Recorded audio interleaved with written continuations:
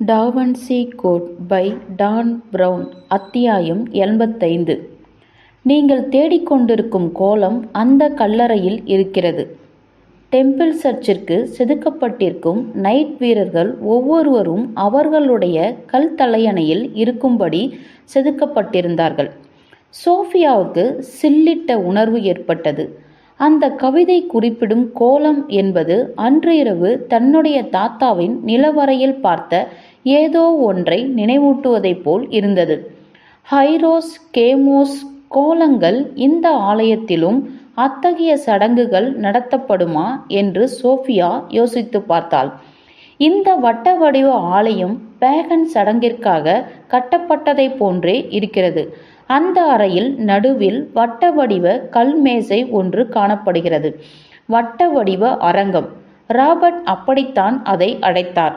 இரவில் இந்த அறை எப்படி இருக்கும் என்று அவள் கற்பனை செய்து பார்த்தாள். முகமூடி அணிந்தவர்கள், விளக்கொளியில் மந்திர உச்சாடனங்கள், இவை எல்லாமே அந்த அறையின் மையத்தில் ஒரு புனித ஒன்று கூடலாக இருக்கும். தன்னுடைய மனதிலிருந்து அந்த பிம்பத்தை வலுக்கட்டாயமாக வெளியேற்றிய அவள் லெங்டன் மற்றும் டீப்பிங் ஆகியோருடன் நைட் வீரர்களின் சிலைகளை நோக்கி முன்னேறினாள்.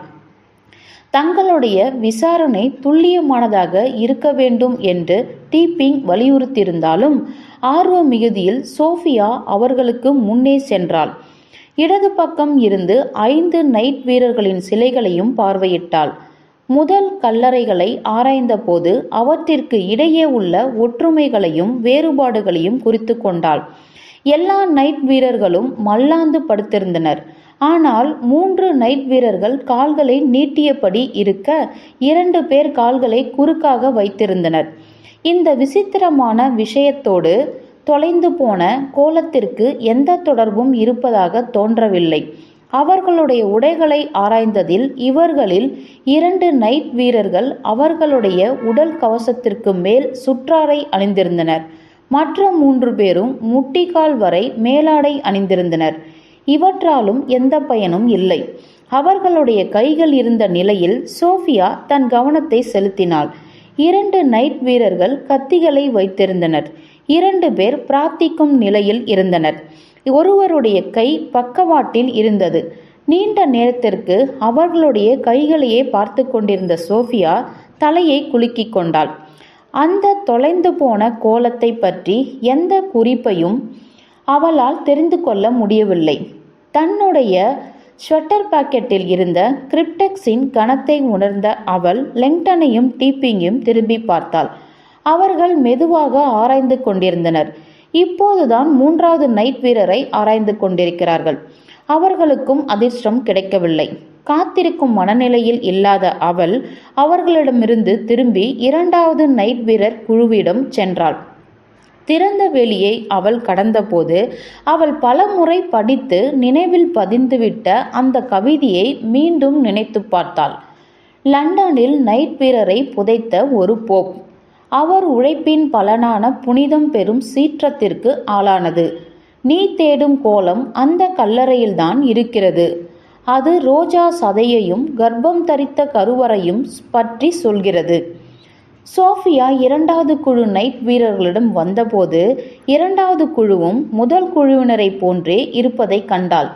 எல்லோரும் விதவிதமான உடல்நிலைகளில் கவசம் மற்றும் கத்தியுடன் இருந்தனர். அதுதான் கடைசியும் 10வதுமான கல்லறை. அதை நோக்கி விரைந்த அவள் உற்று நோக்கினாள். தலையணை இல்லை, கவசம் இல்லை, சுற்றாடை இல்லை, கத்தி இல்லை. ராபர்ட் லீ என்று அழைத்த அவர்களுடைய குரல் அந்த மண்டபம் முழுவதும் எதிரொலித்தது. இங்கே ஏதோ ஒன்று குறைகிறது. ஒருவரை ஒருவர் பார்த்து கொண்ட இருவரும் அவளை நோக்கி விரைந்தனர். அந்த கோலமா? டீப்பிங் பரவசத்துடன் கேட்டார். அவர் விரைந்து வருகையில் அவருடைய உடலுதவி பாகங்கள் ஒலி எழுப்பின. நாம் அந்த கோலத்தை தவறவிட்டோமா? அப்படி இல்லை என்ற சோஃபியா 10வது கல்லறையை காட்டினாள். நாம் ஒரு நைட் வீரரையே தொலைத்திருக்கிறோம். அவர்களுக்கு பின்னால் வந்து கொண்டிருந்த இருவரும் குழப்பத்துடன் 10வது கல்லறையை உற்று நோக்கினர். திறந்த வேலியில் ஒரு நைட் வீரர் படுத்திருந்த இருக்க வேண்டிய இடத்தில் பதிலாக அந்த கல்லறை கல்லாலான பெட்டியால் மூடப்பட்டிருந்தது. அது சதுர வடிவில் கால் பகுதியில் இருந்த தொடங்கி 1 அடி உயரம் வரை கூம்பு வடிவத்தில் அமைந்திருந்தது. இந்த நைட் வீரர் ஏன் மூடப்பட்டிருக்கிறார் என்றார் லெங்டன். பிரமாதமாக இருக்கிறது. நான் விசித்திரமான விஷயத்தை மறந்துவிட்டேன். நான் இங்கு வந்து 1 வருடம் ஆகிறது என்றார் டீப்பிங். இந்த கல்லறையும் பார்ப்பதற்கு மற்ற 9 கல்லறைகளைப் போல் ஒரே சிற்பியால் ஒரே நேரத்தில் செதுக்கப்பட்டிருப்பதற்காக தெரிகிறது. அப்படியென்றால் அந்த நைட் வீரர் மட்டும் ஏன் திறந்த வெளியில் வைக்கப்பட்டிருக்கிறார்? டீப்பிங் தலையை உலுக்கிக் கொண்டார். இது தேவாலயத்தின் புதிர்களுள் ஒன்று. எனக்கு தெரிந்தவரை இதற்கு யாரும் இன்னும் எந்த விளக்கமும் தரவில்லை. ஹலோ என்ற அந்த தேவாலய பையன் கவலை கொன்ற முகத்துடன் அவர்களை நோக்கி வந்தான். நான் சொல்வது கடினமாக இருந்தால் மன்னிக்க வேண்டும். நீங்கள் சாம்பலை தூவுவதற்காக வந்ததாக சொன்னீர்கள். ஆனால் சுற்றி பார்த்தபடியே இருக்கிறீர்கள். அந்த பையனை உற்று நோக்கிய டீப்பிங் லெங்டனை நோக்கி திரும்பினார். திரு ரென் அவர்களே, உங்கள் குடும்பத்தின் நற்பெயருக்கு போதுமான அவகாசம் கிடைக்காது போல் இருக்கிறது. அதனால் நாம் சாம்பலை தூவிவிடலாம். திருமதி ரென் என்றபடி அவர் சோஃபியாவின் பக்கம் திரும்பினார். சோஃபியா தன் பையிலிருந்து தோல் உறை சுற்றப்பட்ட கிரிப்டெக்ஸை வெளியே எடுத்தாள். இப்பொழுது நாங்கள் கொஞ்ச நேரம் தனியாக இருக்கலாமா என்றார் டீப்பிங் அந்த பையனை நோக்கி. அந்த பையன் நகரவில்லை.